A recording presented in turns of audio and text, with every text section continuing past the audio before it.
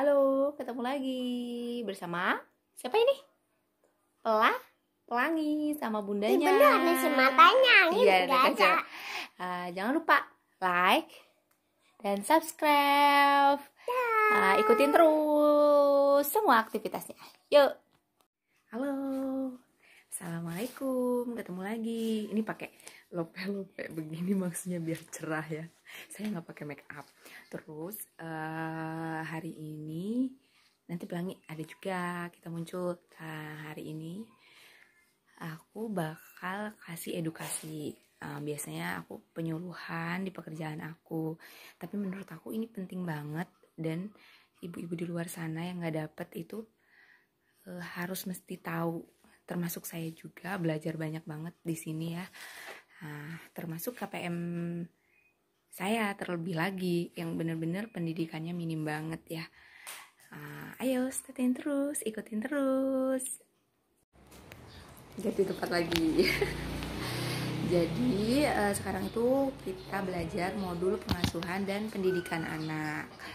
Ini penting ya bagi ibu-ibu apalagi biar kita bisa mendidik anak. Gimana sih cara mendidik anak dan lain-lain. Termasuk saya ya, saya juga masih belajar. Nah, di video kali ini itu akan full tentang sesi 1, yaitu menjadi orang tua yang lebih baik. Di modul pengasuhan dan pendidikan ada 4 sesi. Gitu. Sesinya itu yang pertama tadi itu menjadi orang tua yang lebih baik. Yang kedua memahami perkembangan dan perilaku anak, memahami cara anak usia dini belajar, membantu anak sukses di sekolah. Tapi kita pelan-pelan ya. Terus saya juga mau datang lagi kan. Nanti juga saya tap-tap poin-poinnya aja di sini ya. Cara 1 yaitu mengingat hal-hal yang membahagiakan antara anak dan orang tua. Hal-hal yang membahagiakan pasti banyak ya. Misalkan dia waktu kecil itu kan kita sangat bahagia banget dianugerahi anak dari Allah. Terus hal-hal yang membahagiakan saat kita liburan, saat kita segala macam, itu jangan dilupakan, dapat mempererat antara anak dan ibu. Maksudnya saat kita kesal, saat kita capek, saat kita segala macam hal, jangan sampai imbasnya ke anak. Nah, jadi kita saat melihat anak, lihatlah anak seperti saat-saat bahagia yang pernah dirasakan. Tuh. Yang kedua itu menjadi orang tua yang baik itu sejalan antara perkataan dan perbuatan. Tahu nggak sih maksudnya? Maksudnya pasti tahu ya. Maksudnya kalau kita berbicara, samakanlah dengan perbuatan. Anak kita juga akan meniru seperti kita.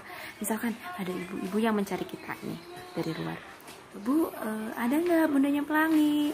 Terus bundanya dari dalam, Pelangi bilang, nggak ada bundanya, itu kan. Itu sama aja kita mengajarkan kepada anak berbohong, tidak sama dengan perkataan dan perbuatan. Jadi jangan menyalahkan anak bila dia nanti tidak sejalan. Misalkan di kita, Dek itu tuh kesana, dia nggak mau. Dek itu kesana, dia nggak mau. Itu ya Bu. Jadi harus benar-benar kita sama sejalan antara perkataan dan perbuatan. Yang ketiga yaitu melihat hal-hal baik yang ada di dalam diri kita masing-masing. Sama kayak cara ke-1, tapi ini lebih mendalam lagi. Jadi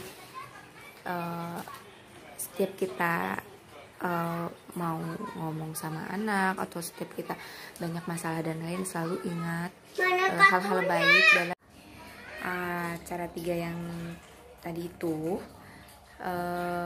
lebih sama dengan cara 1, tapi ini lebih ke hal-hal positif. Maksudnya hal-hal positif yang ada dalam diri semua masing-masing, termasuk anak, termasuk semua orang.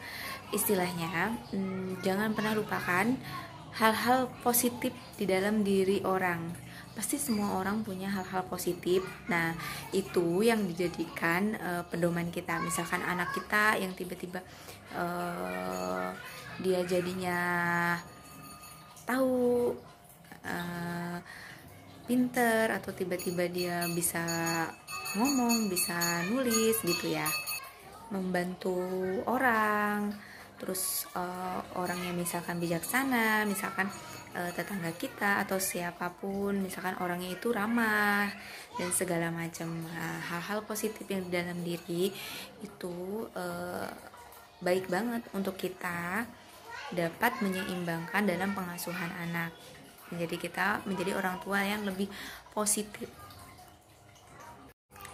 Cara 4. Dalam cara 4 ini kita dalam bertutur kata, dalam berperilaku, dalam berkata-kata harus dengan kasih sayang, tidak dengan kekerasan. Artinya boleh kita melarang atau menasehati secara baik-baik agar dia tahu disiplin yang baik dan positif. Ya, misalkan anak menumpahkan makanan, kita boleh melarangnya atau memberi hukuman sedikit, tetapi kita tidak boleh memperlakukan main pukul atau dengan kata-kata yang kasar. Itu sangat tidak dianjurkan. Kalau misalkan tumpah, ya udah deh, ayo diberesin. Kamu kan tadi numpahin, kita beresin bareng-bareng. Nah, nanti kalau kamu begini lagi, nanti nggak boleh nonton TV ya. Nah, seperti hal-hal kecil seperti itu. Nah, itu tutur kata yang baik. Kenapa sih? Cara yang kelima ini benar-benar harus ada campur tangan bersama ayah ya.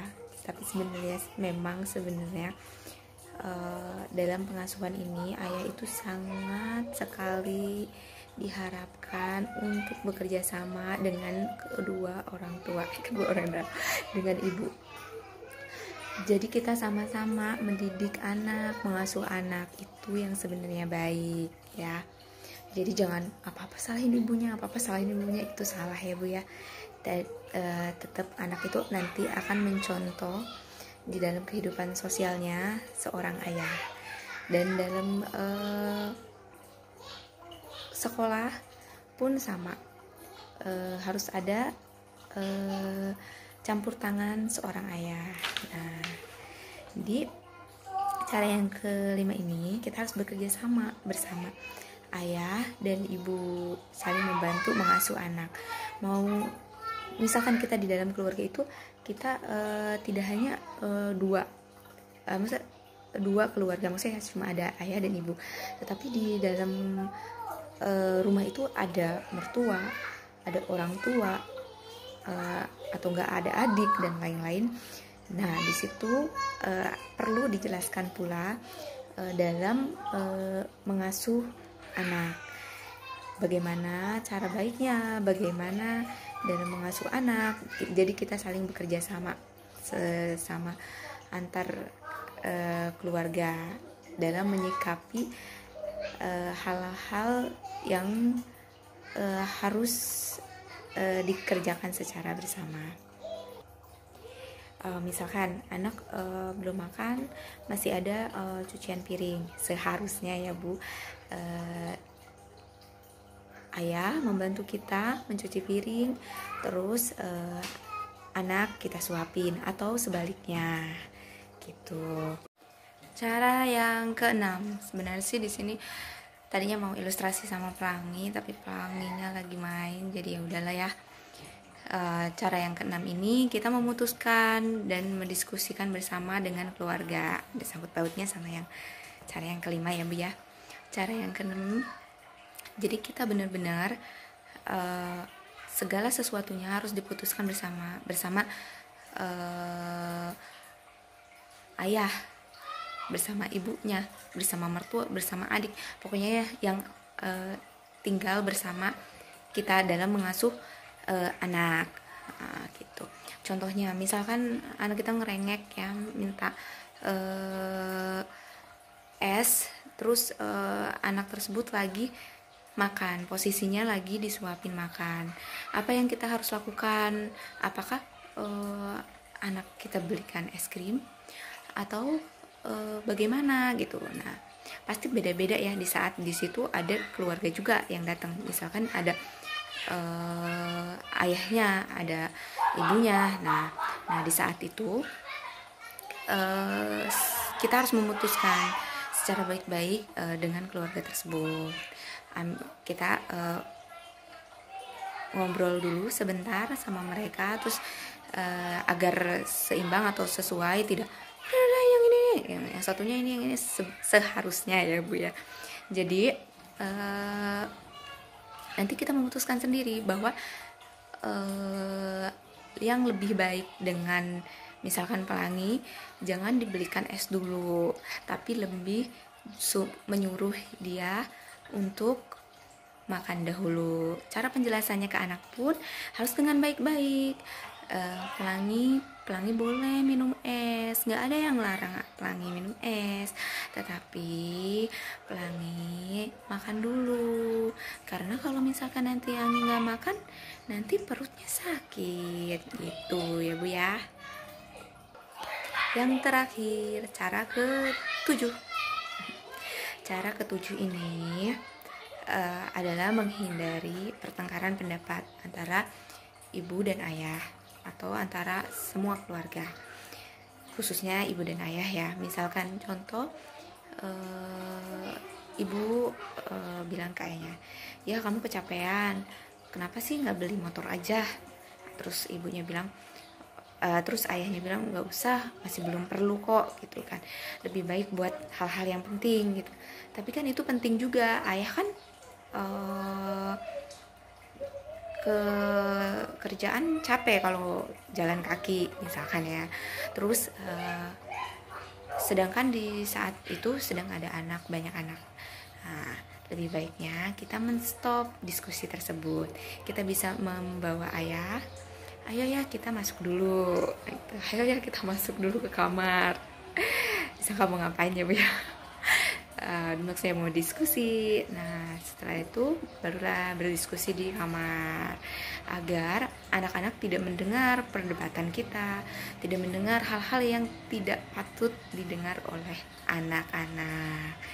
Oke, sudah semua. Itu semua cara yang semestinya kita jalankan agar menjadi atau agar dapat membesarkan anak-anak yang hebat. Nah, sesi satunya yaitu untuk menjadi orang tua yang lebih baik. Nah, nanti kita lanjut lagi di sesi berikutnya.